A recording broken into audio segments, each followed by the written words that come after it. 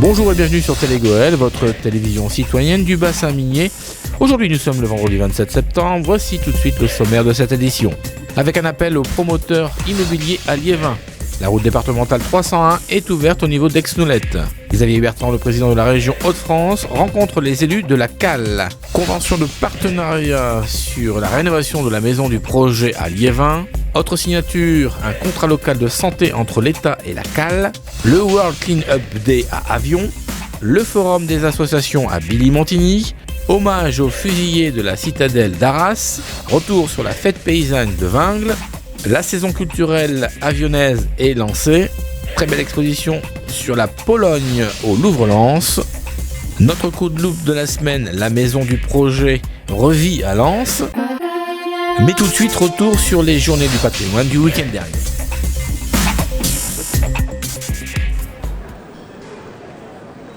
Ce week-end, c'est les journées du patrimoine au musée, comme partout en France. Et donc, on a voulu mettre l'accent sur plusieurs choses. Alors, la thématique nationale de ces journées, c'est art et divertissement.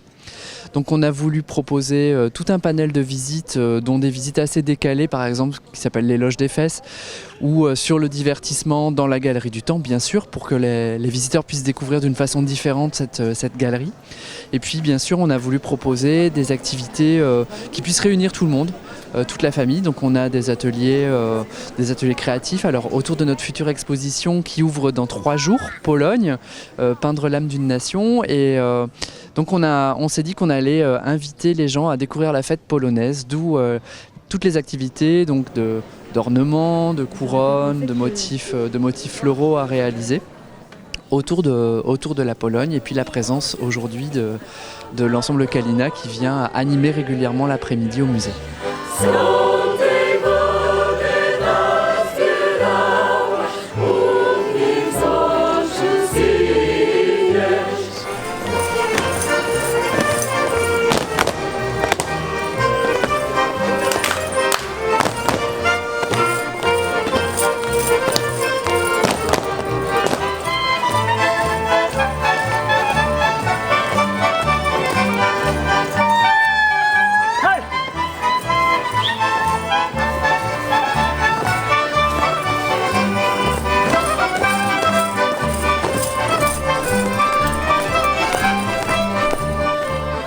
Oui, donc là aujourd'hui c'est vrai qu'on est très content parce que d'une part les gens sont très heureux des activités qu'on leur propose, et puis on peut voir que le public est au rendez-vous, donc on est toujours aussi heureux de les recevoir en nombre ici, et c'est vrai que le musée s'y prête, c'est un lieu de vie, un lieu chaleureux, donc on est content quand il peut vivre de cette manière-là.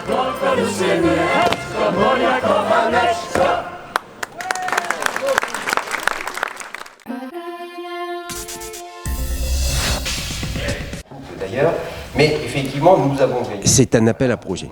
Donc d'abord, il est ouvert à toutes celles et tous ceux qui ont envie de venir sur le territoire du bassin minier, qui est en plein renouveau, qui est en plein développement, et puis d'y apporter leurs expériences personnelles, leur qualité professionnelle, leur nouveauté aussi, leur innovation. Voilà. Donc cet appel à projet, il est fait pour qu'il y ait une nouvelle forme d'habitat qui puissent être proposés, suggérés, et sur lesquels, effectivement, nous aurons à faire un choix. Voilà. Je le répète, tout est ouvert. Les fondamentaux, c'est quoi ? Voilà. Une respiration dans le quartier, un nouveau mode d'habitat, et donc donner envie à nouveau de venir prendre possession de nos centres-villes, de nos villes-centres, qui effectivement ces dernières années ont parfois été désertées. Voilà, l'ambition est là, un habitat de très grande qualité, dans un cadre environnemental exceptionnel, qui permettra de bénéficier de tout ce qu'il y a autour de nos villes, de tous les services qui sont proposés, de toutes les mobilités qui leur sont également proposées. Bref, voilà, redonner envie aux gens, aux habitants du bassin minier, de reprendre possession de nos villes-centres, où finalement il peut y avoir une qualité de vie et surtout des niveaux de service qui sont inégalés nulle part ailleurs.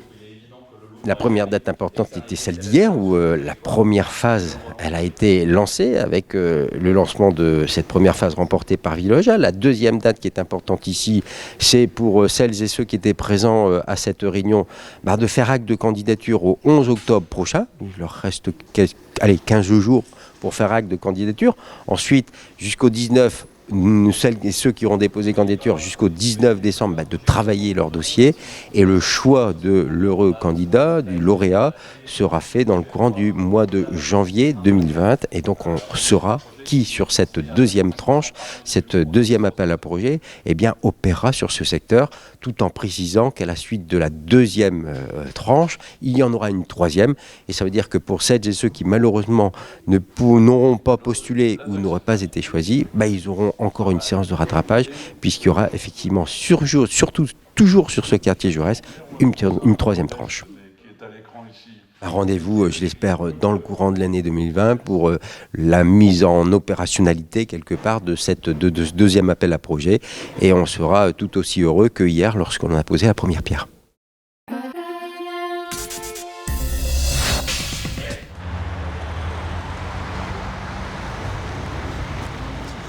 Alors aujourd'hui, c'est l'ouverture officielle de cette 2x2 voies, qui était, vous savez, un goulet d'étranglement formé par la 21 et la 301. C'est donc un moment qui était très attendu de la population. On sait que chaque jour, c'était pratiquement 20 minutes de bouchon le matin, 20 minutes le soir. Donc c'est un gain de temps important pour la population. C'est un projet que le département a souhaité prendre en charge en termes de maîtrise d'ouvrage et en termes de cofinancement, parce que le département met 30% de l'enveloppe des travaux qui est estimé à 14 millions en 2013. En 2013, on démarre des études, un partenariat efficace avec les services de l'État, les services de la SANEF, pour finalement lancer un appel d'offres et démarrer des travaux en septembre 2017 pour se terminer 2 ans après, aujourd'hui. On n'a pas chômé. Aujourd'hui, vous savez, on raisonne en termes de route, ce qu'on appelle la route durable. Nous avons ici, à côté de cet aménagement, une aire de covoiturage. Le long de la 937, vous allez avoir une piste cyclable pratiquement d'1 kilomètre. Donc ça montre que la route, c'est un outil de développement, c'est un outil effectivement qui permet de se rendre plus rapidement sur le lieu de travail. Mais nous avons à cœur aussi de faire en sorte que nous puissions prendre aussi les modes de déplacement. Donc c'est véritablement une nouvelle approche. Mais en tout cas, aujourd'hui, vous voyez, c'est un moment important qui vient d'être accompli, un moment essentiel pour le bassin minier. Au niveau de la sécurité, bien évidemment aussi, donc on le voit déjà dès à présent. Et c'est encore une fois un moment qui était vraiment attendu, et un moment, utile. On voit ici que l'argent public a été utilement dépensé, je crois que tout le monde s'en réjouira. Bonne route et puis un bon gain de temps, je le disais tout à l'heure, c'est essentiel, près de 3/4 d'heure par jour, c'est extraordinaire.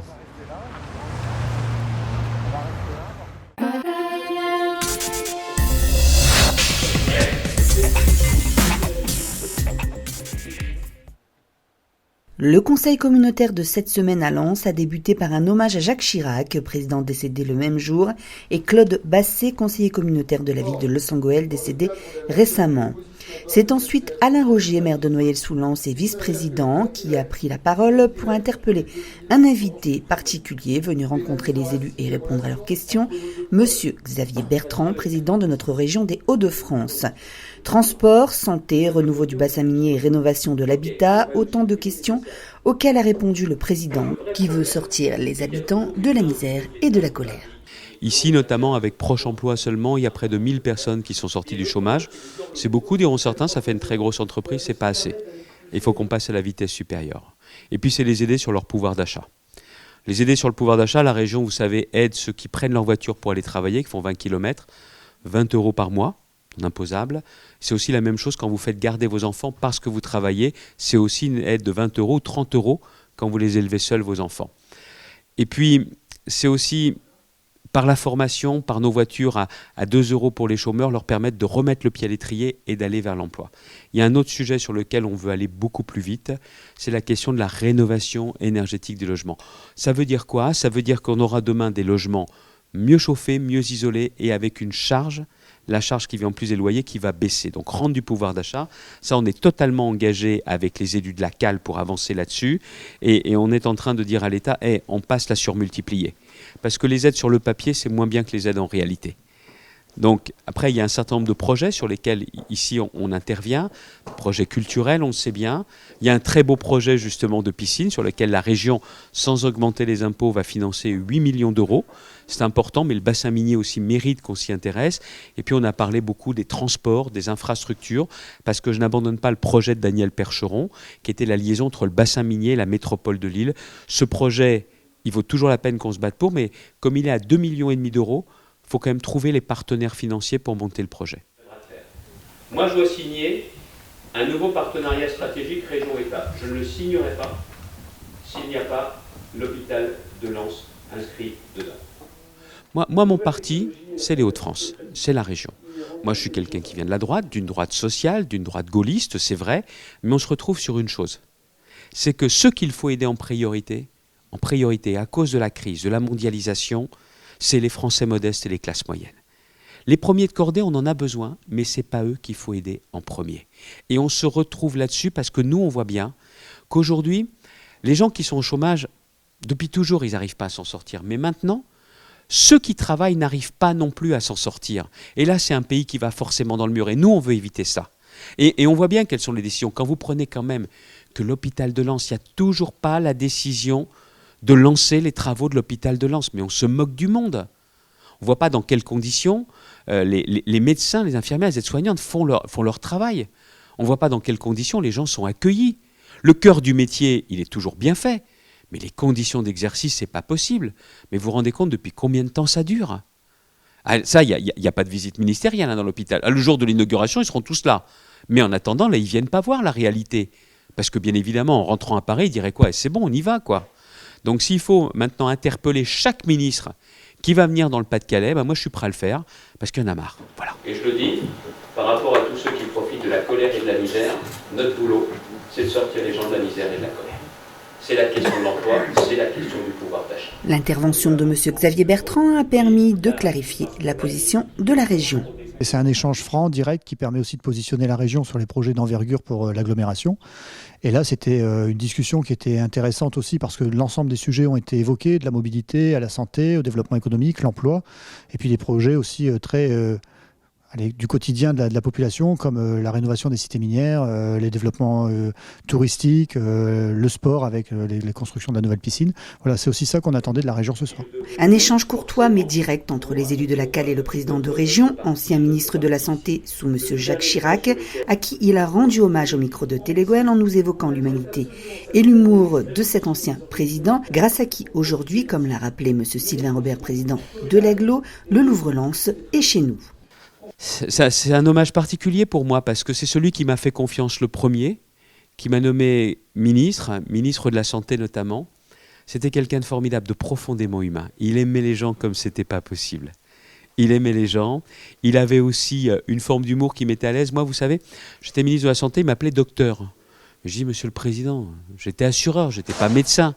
Il dit, ouais, je sais, mais ça te va bien, docteur. Mais c'était aussi une façon pour lui de mettre à l'aise. Vous savez, Jacques Chirac, c'est celui qui, en 95, voit bien la fracture sociale. 95, bien avant les Gilets jaunes.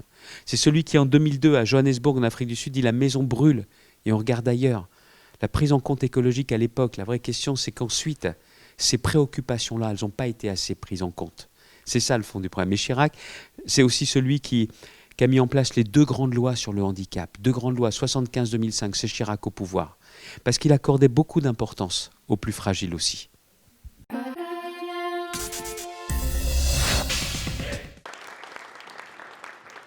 Aujourd'hui, nous étions donc pour signer la convention de partenariat sur la rénovation de la maison du projet dans la cité des Jeunettes. Donc, c'est un projet qui a été mis en place avec plusieurs partenaires, porté par SI Habitat, avec la ville de Liévin, Practiformation, l'AFPA également en organisme de formation.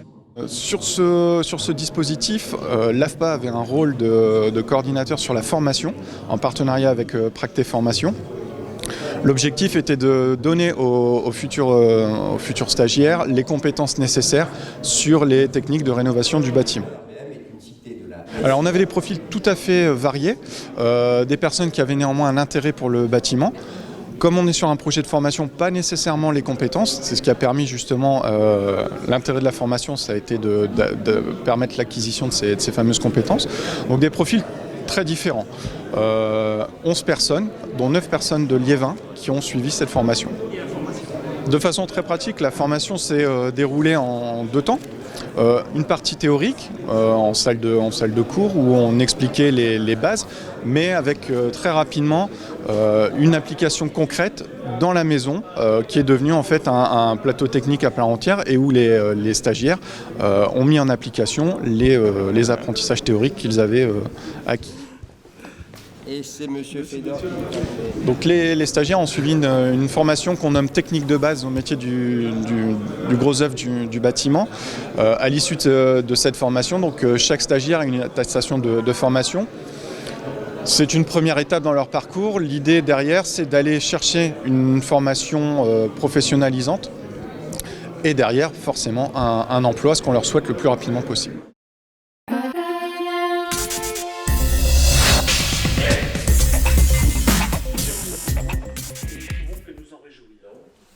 Mesdames et messieurs les représentants du conseil départemental, sport, alimentation, outils numériques, cadre de vie ou dossier médical partagé, autant d'actions que la Caisse primaire d'assurance maladie, l'Agence régionale de santé, l'Agglo Lens-Liévin, le centre hospitalier de Lens et d'autres partenaires se sont engagés cette semaine à mettre en place sur le territoire. Un territoire qualifié des plus défavorisés au niveau médical, il était urgent d'envisager une prise en charge à mettre en place et cela est désormais fait avec la signature de ce contrat local de santé coordonné par l'Agglo Lens-Liévin. Alors, un contrat local de santé, c'est quelque chose de très important. En effet, la santé, c'est le soin, bien sûr, c'est les hôpitaux, c'est les médecins, c'est les professionnels de santé. Et évidemment, l'État, l'Agence régionale de santé est profondément impliqué, en particulier dans ce territoire. Dans cette agglomération, ce qu'on appelle les indicateurs de santé sont moins bons que dans le reste de la population française. Et c'est pour ça d'ailleurs, il faudrait le dire d'ailleurs peut-être en premier, c'est pour ça que cet agglo a signé le premier contrat local de santé du Pas-de-Calais. La santé, c'est aussi le fruit d'une histoire d'inégalité. Et une des actions principales de l'Agence régionale de santé, c'est de lutter contre les inégalités territoriales et sociales de santé. Et ce CLS, ce contrat local de santé, évidemment, il s'inscrit totalement dans ce projet. Réduire les inégalités sociales et territoriales de santé pour améliorer la santé de ceux qui vivent dans les régions les moins favorisées. Chacun a sa place. On ne demande pas à l'agglo de Lens-Liévin de faire le travail de l'État. Pas du tout. En revanche, on lui propose de s'engager avec nous pour améliorer la santé de l'ensemble de ses concitoyens. Alors c'est certain que ça ne va pas révolutionner dans le quotidien la vie des gens, mais par contre on met tout en œuvre pour que justement soit concentré sur ce territoire une véritable coordination de tous les acteurs de santé pour que chacun des citoyens du territoire puisse en profiter. On s'est organisé pour faire une formation, pour pouvoir former des médecins du territoire à l'accueil d'étudiants. On s'aperçoit que sur notre territoire, il n'y avait plus qu'un seul médecin qui était en capacité d'accueillir des étudiants. Alors que amener les étudiants à dire tiens, finalement ça peut être un lieu sur lequel je peux aller m'installer, ça commence par là. À partir du moment où on aura un certain nombre de médecins qui seront en capacité d'accueillir un certain nombre d'étudiants sur le territoire, on aura gagné une partie de notre challenge. Si on arrive tous les ans à faire venir 3, 4, 5 nouveaux lauréats de ces études de médecine et qui viennent s'installer sur le territoire. Le problème de la santé, c'est un problème sur du long terme. On va pas, comme le disait le préfet tout à l'heure, on n'a pas de baguette magique. Donc effectivement, c'est un travail sur lequel, effectivement, tout de suite, il faut amener les gens à avoir une meilleure condition physique. Ça veut dire aussi travailler avec l'université sur des outils connectés. Ça veut dire travailler sur des opérations de grande ampleur avec des publics larges ou des publics ciblés. Enfin vraiment, il y a du travail.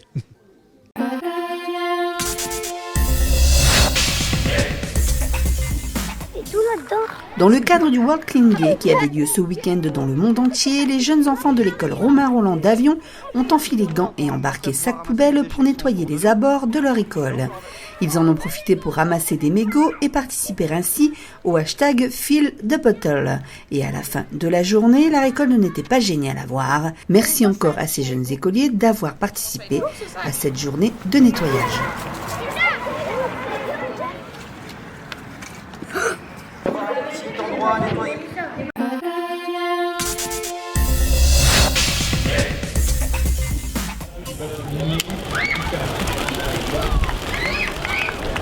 Dimanche dernier, c'est par un lancer de pigeons que le 11e forum des associations de Billy-Montigny a débuté. Ce rendez-vous biannuel organisé par la municipalité a célébré cette année les 50 ans de jumelage avec la ville de Bonnen en Allemagne. 36 stands étaient installés pour l'occasion avec de la boxe, des majorettes, de la musique ou encore des culturistes et l'occasion de partager un bon repas entre bénévoles. Animée par Yves Carré, la journée s'est terminée par un concert de musique pop-rock festif du groupe Araucana. Aujourd'hui, on attend 8 couverts. Bon appétit à tous.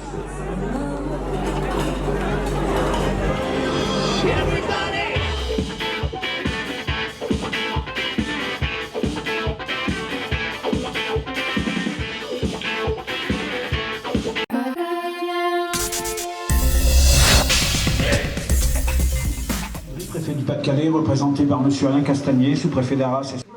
Ils étaient 218 patriotes à être fusillés par les Allemands entre le 21 août 1941 et 21 juillet 1944 dans les fossés de la citadelle d'Arras. Le plus jeune avait 16 ans et demi, le plus vieux 69 ans. 15 nationalités différentes, de différentes catégories sociales, des enseignants, des artisans, des cheminots, des mineurs, des commerçants ou encore des cultivateurs. Parmi eux, 4 avionnés, Albert Becker, 22 ans, Alexandre Bouvet, 33 ans, Ernest Letombe, 30 ans, Émile Michel, 30 ans. La municipalité d'Avion est allée leur rendre hommage en déposant des fleurs auprès des plaques commémoratives de ces hommes tombés pendant la guerre.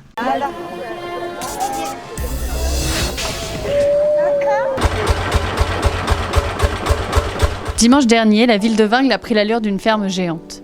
Une fête paysanne sous le signe d'une agriculture durable. Au programme, des animaux, un village associatif, des producteurs, des ateliers conférences et animations. Madame, s'il dort bien. Pour les plus intrépides, une piscine de paille ou alors du tir à l'arc. Et pour les plus raisonnables, un verre de jus de pomme fraîchement pressé et un tour en calèche. Les 4000 visiteurs ont pu découvrir ou redécouvrir des produits bio, des nouvelles saveurs, des savoir-faire comme la cuisson du pain au feu de bois.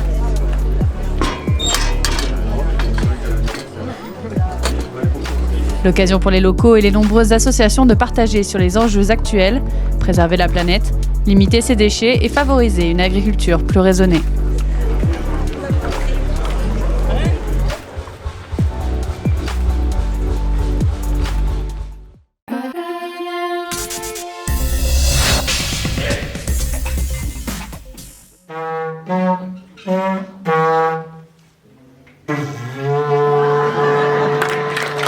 Un lancement de saison culturelle sous le signe du rire et de la musique à Avion, avec des salles pleines pour accueillir la compagnie Bacala et aux petits oignons. Une ambiance de folie pour ce point de départ d'une saison bien remplie.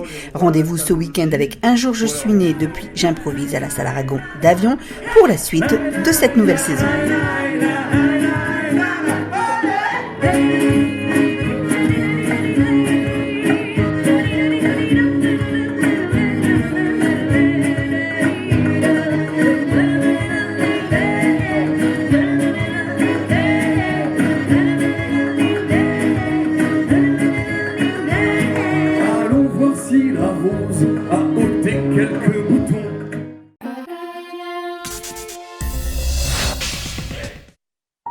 Pologne, peindre l'âme d'une nation. C'est la nouvelle exposition du Louvre-Lens. 2019 marque l'année du centenaire de la signature de la Convention entre la France et la Pologne. Le 3 septembre 1919, de nombreux travailleurs polonais ont immigré en France suite au manque de main-d'œuvre après la Première Guerre mondiale. Cette exposition met en lumière la peinture polonaise du 19e siècle et du début du 20e à travers différentes thématiques, comme l'histoire glorieuse du 16e et 17e siècle de la Pologne, les liens avec la France, l'actualité polonaise, mais aussi la diversité, le folklore et les paysages. Un travail en collaboration avec l'Institut Adam Mickiewicz et le Musée national de Varsovie. L'exposition réunit 120 tableaux de grands noms de la peinture polonaise comme Jan Matejko, Józef Brandt, Jacek Majewski. L'exposition est gratuite ce week-end pour la Galerie des expositions temporaires, mais aussi la Petite Pologne au pavillon de verre. Retrouvez le reportage dans son intégralité dans notre émission spéciale au cœur de la Pologne. Rendez-vous mardi à la nouvelle médiathèque de Arnes à 15h pour son tournage.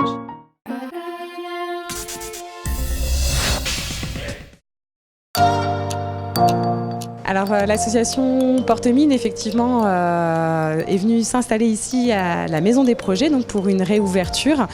L'idée de ce bâtiment, c'était de pouvoir faire un tiers-lieu collectif, artistique et citoyen.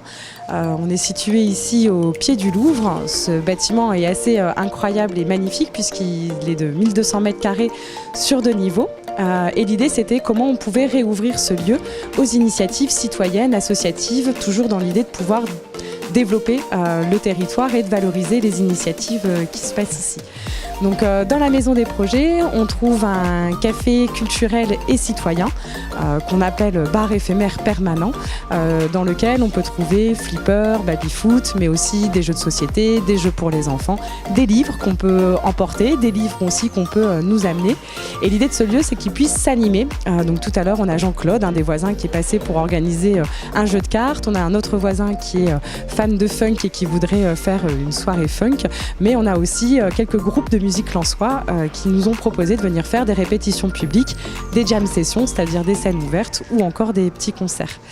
On a une grande salle donc qui est juste attenante au café culturel où là on peut imaginer plusieurs grandes formes, que ce soit des grands concerts, mais ça peut être aussi des braderies couvertes. On fera une fête du troc le 23 novembre qui prendra place dans cette salle.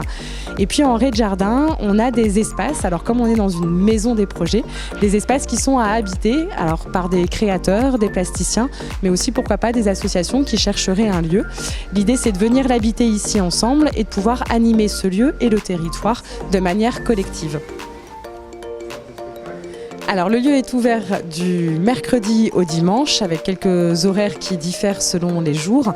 N'importe qui peut passer, n'importe qui peut entrer et passer les portes. On n'est pas obligé de consommer pour venir dans le lieu, on peut venir juste se poser, jouer, lire, mais on peut aussi effectivement boire un coup, grignoter des choses en sachant qu'on favorise effectivement le bio et le local et tout est fait maison, en tout cas sur la partie du bar. Ici dans la Maison des Projets, on a été plusieurs associations pour l'instant à venir ancrer ce paquebot et ensuite on doit encore le construire.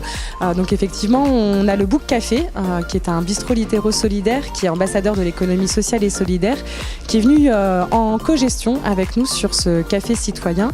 Et puis actuellement et notamment sur les murs, on a l'association Coup de Com qui nous propose une exposition de Laurent Zimny qui s'appelle Super Héros. Dont un vernissage d'ailleurs aura lieu ce samedi à 16h en présence de l'artiste. Donc n'hésitez pas à venir à ce moment-là.